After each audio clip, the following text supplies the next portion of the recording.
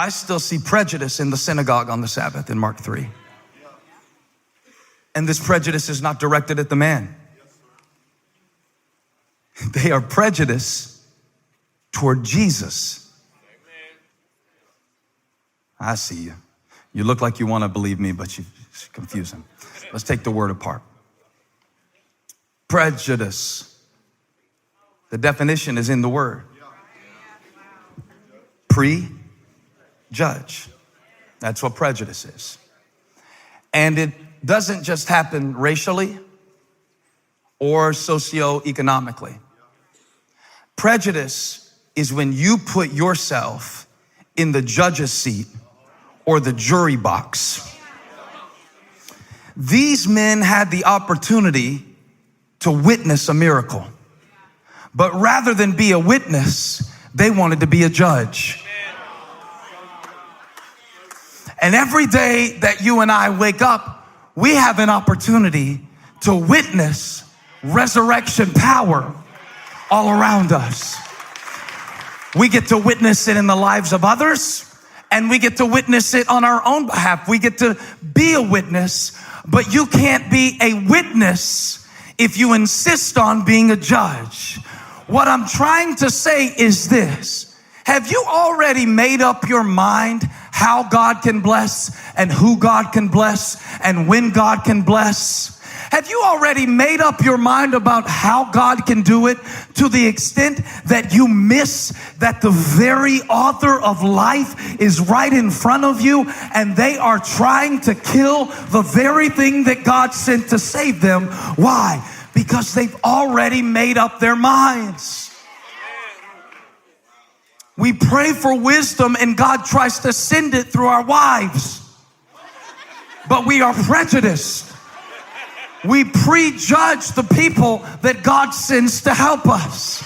So rather than accept the wisdom, since we don't like the truck that it came in, we'll send back the wisdom because, well, she's always like that. Well, she's the one that God might use to show you your system. He might. This whole chapter is worth preaching. I wish we had all week.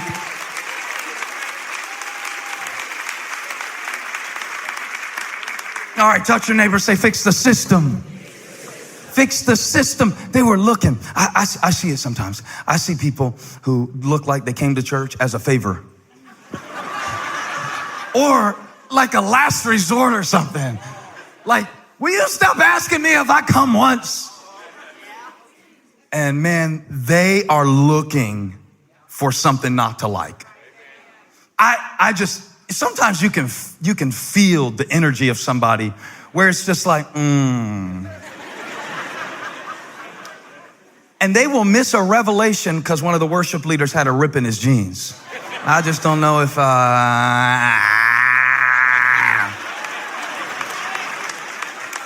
And God was trying to show you how holy he is. And God was, you missed it.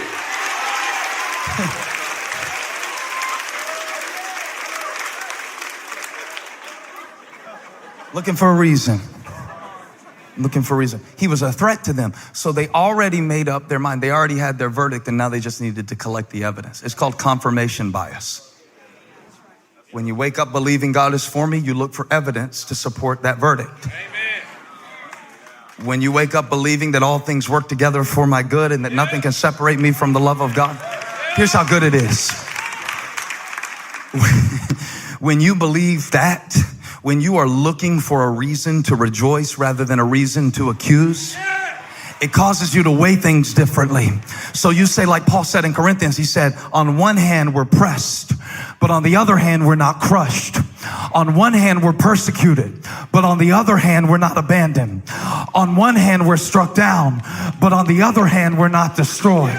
In other words, what I'm trying to say is that if you would get out of the judge's seat and get a witness mentality. God, I want to see the good in people. I want to see the best in people. I want to believe the best about people. I want to see the opportunity in opposition. Somebody shout, I'm looking for it. I'm not looking for a reason to be offended. I'm looking for a way to forgive. How How many are glad that God looked beyond your faults and saw your needs? He could have accused you. He could have condemned you. He could have cast you down, but he didn't. How many are grateful for what he didn't do? For what he overlooked. But they got it twisted. We get it twisted.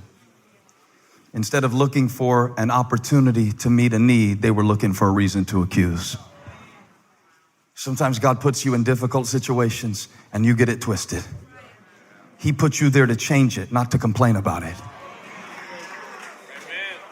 And you're out of order. You're out of order. I wish I had a gavel. This isn't working. The man can't work because his right hand, Luke tells us it's his right hand. It must mean is his dominant hand. It must mean is the hand of blessing. In Jewish culture, they use the right hand to bless. So he needs a blessing to be a blessing. Sometimes we try to be something that we have not received from God, and it never works. Jesus stands the man up and he picks a fight. I'm sorry to disrupt your Mr. Rogers Jesus relationship with the Lord. You know, the one where Jesus went, come on guys, stop it. We're not finding that Jesus so far in Mark. Maybe he'll come later, you know, the exasperated mom, guys, be nice. He hasn't made an appearance so far, and we're in Mark chapter 3, and he's challenging their whole system because, number one, two things I noticed. He could have taken the man to the side. He didn't. He could have easily been like, Peter was always ready to do something. Grab that guy with the bad hand. You want me to throw him out? No, Peter. Is he distracting you? No, Peter, I want to talk to him after. I'm going to fix his hand. But it's the Sabbath, and we're not supposed to work on the Sabbath, and I don't want to offend anybody. Just pull him over to the side. I'll talk to him later. I'll when I wrap it up. Just make sure he doesn't leave. I want to see him. Because on the Sabbath, remember, it's a day of rest. 6 days God created, 1 day God rested. It was the order of creation. The Sabbath is the only one of the 10 commandments that reflects the order of creation. It's like a chance for us to be like God, how he rested, okay? But notice, work. Why am I sounding like Rihanna on this stage? I didn't mean to. Rest. Work, rest. Work, rest. Okay, so for everybody who wants to just pray, not rest, work. That's out of order. But after you have worked, rest, like God rested from his labor. It's a shadow though. It's not the substance, because the real Sabbath is Jesus himself. It's his work that enables us to rest from ours. Love the gospel. So they are so consumed with their Sabbath that they are missing God's Sabbath. It's a perversion. I know we usually use the word prejudice for racial reasons, and we use the word perversion for sexual reasons, but this is a perversion. A perversion is any time that a gift is used against its intention. That's the perversion. And Jesus heals him. Not only does he stand him up publicly and call him out publicly, but he does it on the Sabbath, which is understandable if the guy has a gunshot wound. Because the Sabbath had, okay, here's what the teachers of the law did. God gave them this gift called the Sabbath. He said, I want you to rest one day. When you rest like that, it is a picture of how I rested. It is a gift to you, and it is a shadow of a rest that is to come for the people of God, where you can cease from your works and receive by grace what you could not attain by labor. So I want you to rest, to get into the rhythm of resting from your works. But they did what we tend to do with the gifts that God gives us when we don't understand understand the intention of the gift, we get it twisted. We get it twisted. So Jesus shows up on the day where they're not supposed to work. Little rules like this they made. They had over 600 of them. There was one command and they made 600 rules around it. They had like a system for every possible situation that could come up. Okay, so if you need to take a journey, you can go 1,999 paces. But if you take a 2,000th step, then that's technically work. So you had to count your steps. Okay, if somebody has a dislocated foot or a dislocated hand, you can't set it back into place on the Sabbath. That's from Friday sundown to Saturday sundown. Observant Jews still celebrate the Sabbath in the same way today, Sabbat. And you can't set the bones back in place on the Sabbath. But there's an exception. If the person's about to die, you can do it. Well, that's awfully nice of the pastors to make that exception. If you see someone about to die and you can save their life, you can do it on the Sabbath. It sounds crazy to us that they would take a gift that God gave, like a day off, like a day to rest from their labor, and twist it to the point where they forgot what Jesus said in Mark 2:27. When his disciples were working one day on the Sabbath, they were actually walking and they did something that was considered work. They took some heads of grain and they were hungry. So they rubbed the, what do you call it on the grain? The membrane, I'm going to call it. It's not called that, but I'm going to call it that. They rubbed that hard part off and ate the stuff they could eat. And the Pharisees said, they're working on the Sabbath. Jesus said, you missed the entire point of the Sabbath, which was a gift, because you were so caught up in your system that you perverted and twisted the gift. Watch what he says. This is very, very strategic.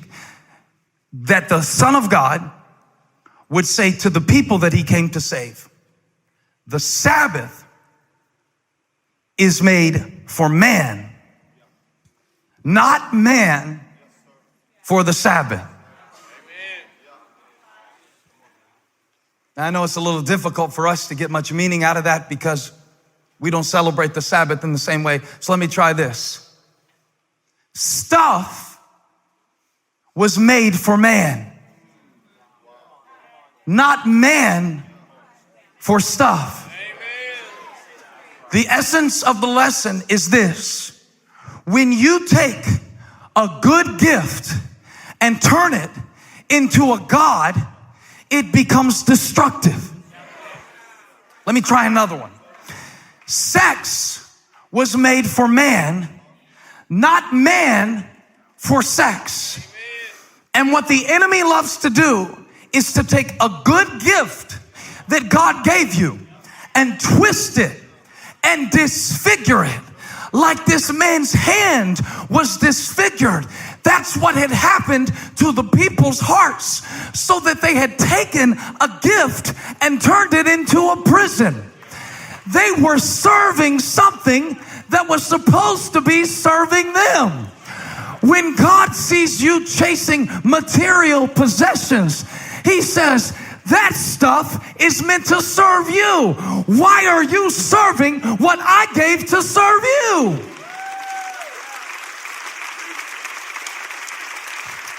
It's out of order. We've got one man who can't work because he has a condition, a situation. We've got a system of religion that won't work. Why? It's the Sabbath. We can't do it on the Sabbath. Jesus said the Sabbath is for you, not you for the Sabbath. I gave it as a gift. Why would you twist the gift?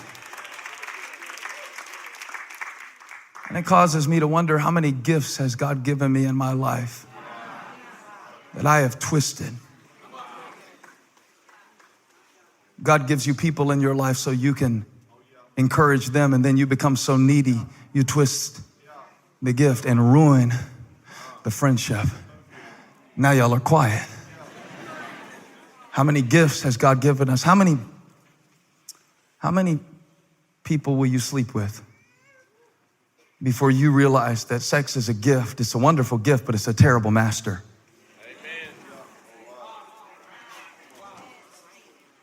Within a certain context, it's a wonderful gift, but if you get it twisted, it begins to take over your life. You're out of order. You put the Sabbath before people. God puts people before the Sabbath.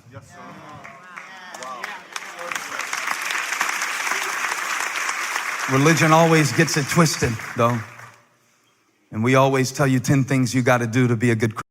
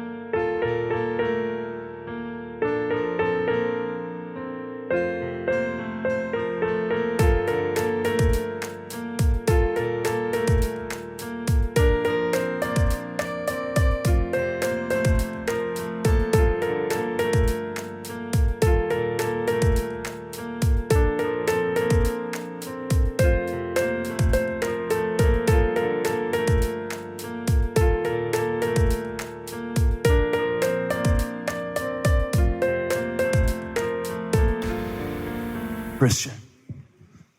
But God taught me that I don't change so he will love me.